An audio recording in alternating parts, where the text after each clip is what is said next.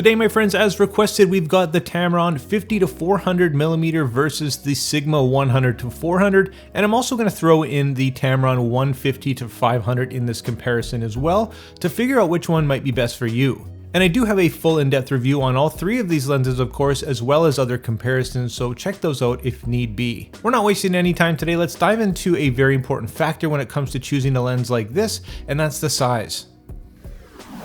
First, we'll have a look at the most versatile and the smallest in this case, and that's the Tamron 50-400. I don't know how Tamron's done it, but they continue to pack incredible features and amazing performance in lenses that just blow you away in terms of size and weight. Without the lens hood installed, measuring just over 7 inches and weighing about 2.5 pounds, this might just be one of the most versatile lenses for hobbyists and people that travel, as well as people that just don't have a big budget for a bunch of lenses or like lens swapping all the time. Unlike the other two lenses, this lens also takes it to the next level with customization options through Tamron's utility software. This is an option through most of Tamron's newer lenses and really lets you fine-tune a lens the way you like it.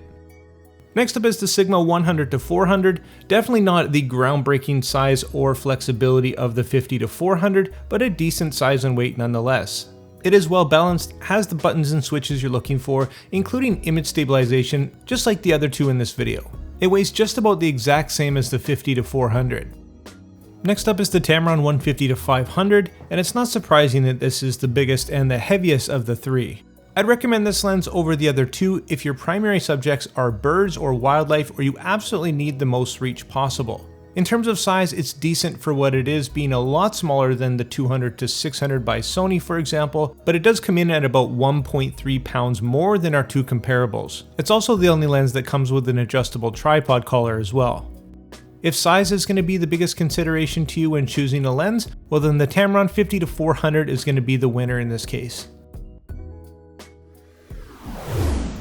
So let's jump in and have a look at how these lenses perform now, starting with the aperture range of our 50-400. It's got a maximum aperture of f4.5 at 50mm, and it's really not far into our focal range at 60, where you're going to hit f5. You'll be at f5 all the way up until about 85mm, and at 85mm you're going to hit f5.6. That's going to continue down to 150mm, and from 150 all the way to 400 you are looking at a slow f6.3. So it's definitely not the fastest lens on the market, but of these three it is going to be the fastest and potentially the best performing in lower light situations. Next we'll have a look at the Sigma 100-400. Wide open at 100mm, your widest aperture is f5, and unfortunately it's not long into your zoom at about 115mm, where you hit the middle of your aperture range f5.6.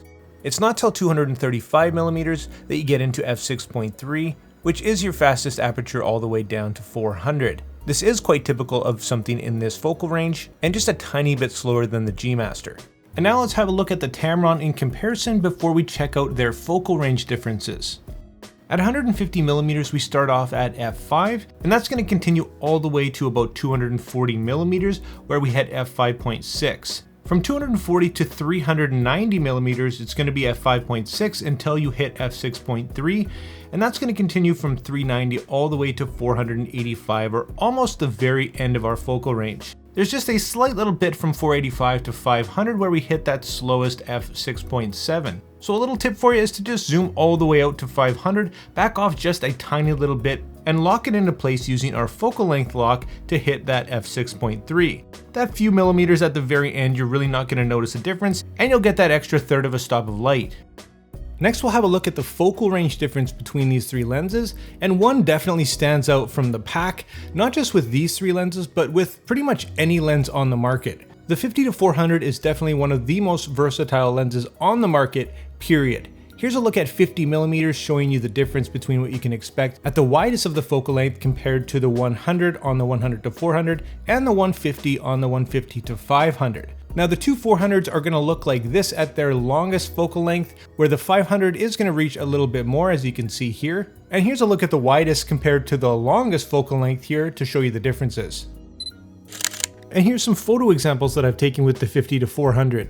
One of my favorite things that Tamron's doing lately is giving us that almost macro-like capability in our bigger lenses, like telephoto lenses in this case.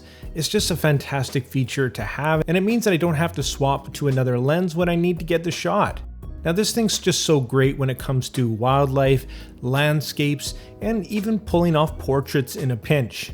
With 9 aperture blades, the bokeh of this lens is decent. It wouldn't be my go-to portrait lens by any means, but you can pull off some beautiful compression and nice autofocus backgrounds in a lot of cases. The hugely versatile focal length, along with the incredible minimum focus distance and maximum magnification ratio, really sets this lens apart from its comparables. Next up, here are some shots from the Sigma 100-400, and for a detailed look at the sharpness and optics of any of these lenses, make sure you check out my full in-depth review on each. Now overall, this lens is a great performer, and I'd say that optically it's very good. I will say that for the price, this lens does perform very well. It does have 9 aperture blades and a minimum focus distance that's really nothing special. Nonetheless, you can get quite close to your subjects, and it does track quite good, as we'll check out here in autofocus in a minute. The background separation or bokeh of this lens is decent, and it's sharp in the center where it counts. Now we'll have a look at some examples from the Tamron, and being a bigger, heavier, and more expensive lens, it's not surprising that it does perform a little bit better. Now it's sharper across the board, especially in the corners, and its autofocus is lightning fast. Not to say that the Sigma's a slouch, but in terms of optical quality, long story short, the Tamron's better. Now, is it perfect? Absolutely not, and a limitation to be aware of is that all 3 of these lenses, being third party, are going to be capped around 15 frames per second shooting speed, so if you are shooting on something like an A9 or an Alpha 1, do be aware of that. The Tamron also has a variable minimum focus distance, with a more impressive just under 2 feet at 150mm, letting you get very close and get some really macro-like shots. On the long end, it's just average. Now with 7 aperture blades, this lens's bokeh is definitely nothing special, nothing to write home about, but again, that's not why we buy these telephoto lenses. Overall, as you can see, this lens definitely won't let you down in terms of some great photos. Another unfortunate limitation of all 3 of these lenses is that they lack the availability of a teleconverter, unlike the Sony variants that are compatible with the 1.4 and a 2x teleconverter. You can of course throw these lenses into crop mode on your camera for some extra reach, but they are going to be a little bit limited compared to the Sonys. Next up, we'll have a look at what might be one of the most important aspects of a lens for me, and that's the autofocus performance. Starting again with the Tamron 50-400, it's very fast to focus with Tamron's VXD focusing motors. However, due to its incredibly large focal range, it does struggle with incredibly fast moving subjects, going from minimum to maximum focus distance, or the other way around. Now these are stress tests of course, and for the average photographer in the average situation, it's going to be more than adequate. And that actually goes for all 3 of these lenses. They're definitely not perfect, nor do they live up to the performance or consistency of the Sony variants. However, I think you need to take budget into consideration when looking at a lens like this and comparing it to something much more expensive. In that regard, they all perform very well. Here's another stress test with a slower moving subject, and it's basically the same results. You do get some hits, but you do get a lot of misses as well. It does fall apart about halfway through, so don't be expecting perfection. This was also shot on the Sony a7 IV, which is capped at 10 frames per second shooting. And here's the Sigma in action, once again a stress test, and the results are a little bit better than the 50-400. In this situation anyways, my keeper rate was around 50%, but once again, for the majority of the shots, in most situations, this lens is going to perform just fine. And finally, having a look at the Tamron 150-500, also equipped with Tamron's VXD focusing motors, lightning quick performance, and of course your camera's autofocus is going to come into play here. If you're shooting on an a7 III or an A1, well, your results might be drastically different of course, but overall I did find that there is room for improvement on the 150-500 with incredibly fast moving subjects as well. So with all 3 of these lenses, just be aware of these limitations. In most situations, they're going to perform adequately, if not great, but with things like birds in flight or faster moving subjects, they are going to struggle a bit. Also, all 3 of these lenses are going to take advantage of Sony's great eye autofocus for humans, animals, and birds.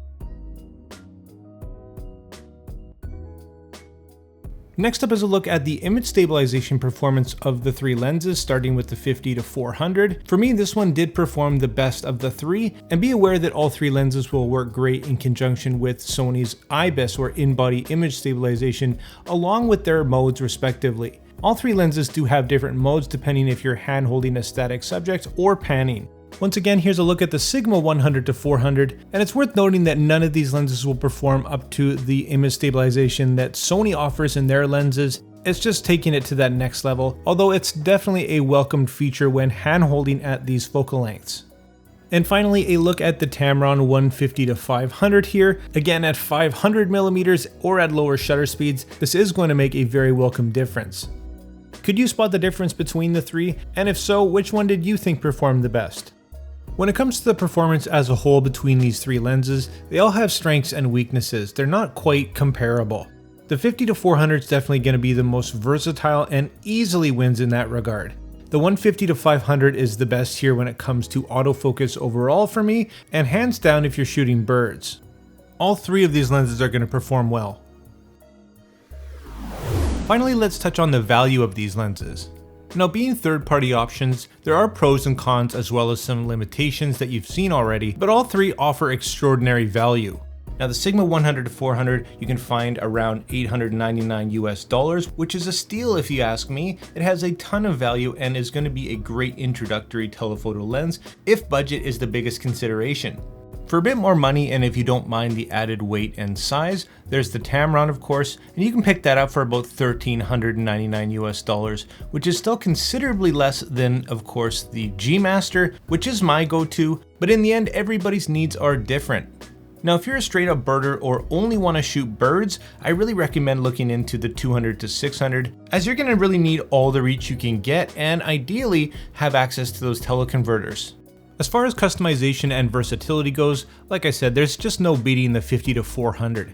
It's an incredible lens that in theory should be able to stay on your camera in most situations. With an MSRP of $1,299 US, this is a great option in my book. All three lenses are going to have great warranties compared to the Sony's 1 year, and for me there's just no losing here in terms of value. All fantastic. Now, wrapping up, I wanted to give you my final thoughts on these three lenses. They're all going to serve you well and can absolutely produce professional results in the right hands. Now, if you are a birder primarily, stick to those longer focal lengths. You won't be disappointed. If you're on a budget, the Sigma is a great performer and the cheapest of the bunch, and for maximum versatility and probably one of the best hobbyist lenses out there, definitely check out the 50-400 from Tamron. Make sure you check out my full in-depth review on any of these lenses for a deep dive into every aspect, and I really hope this video helped you out in terms of choosing one of these guys. If it did, make sure you hit that like and subscribe button and join the community. If you did want to pick one of these lenses up, I will drop affiliate links down in the description for you. And like always, make mistakes, be yourself, and get out there and take some more pictures. See you soon, guys.